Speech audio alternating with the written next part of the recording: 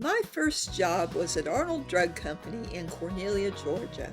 I was in high school and I was taking distributive education, which was one of the work programs. You went to school half the day and you had half the day to go to a job. So I wanted to be a DJ, so I took distributive education. However, they gave us a list of 150 workplaces that were aligned with distributive education and marketing. Well, I went through that list. I called all the last summer when I was 15 and did not get a job. So I ended up making C's the entire school year because even though I was continuing my efforts to try to find a job, all of them were taken in our small town. So this summer, I was determined to come back with a job. I felt it was so unfair that I had to have C's, which pulled my grade point average down. Gone through all 150 businesses, and finally I got to Arnold Drug Company. And they put me on the line with the pharmacist, and he says, he asked me some questions, and he said, okay, come over Saturday at 9 a.m. and I'll interview you. And I'm like, oh yeah, finally, I got a nibble.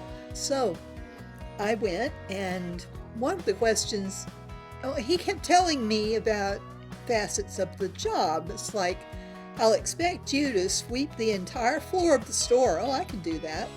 I'll expect you to stock, and that means lifting boxes. Can you do that? Oh, yeah.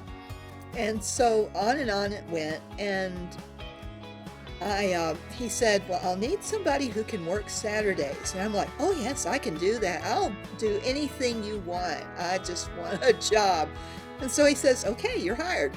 And that's how I got my job. And yes, I did a lot of sweeping, a lot of stocking, and every once in a while Doc B would want to rearrange the entire store. So we were moving a lot of things around, and he did this a lot in the summer.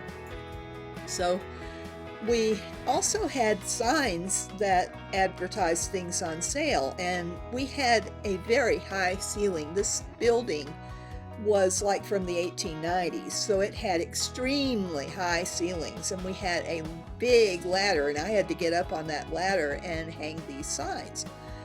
And, you know, anything that Doc B wanted done, I was willing to do it. When he also had cooperation with the rival pharmacy, so if he didn't have a certain medicine, then I would go over to the other store and pick up that medicine and bring it back so that Doc B could fill the person's prescription. Usually they were standing there waiting, and you know, people that don't feel good, you know, there was no place for them to sit.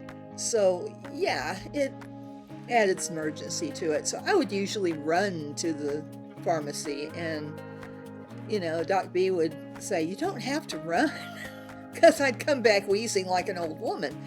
But I felt it was important. The customer's waiting and they need their medicine. And some of them had little kids with them, and so the quicker I could get that medicine to Doc B, the quicker he could fill it, and he was fast.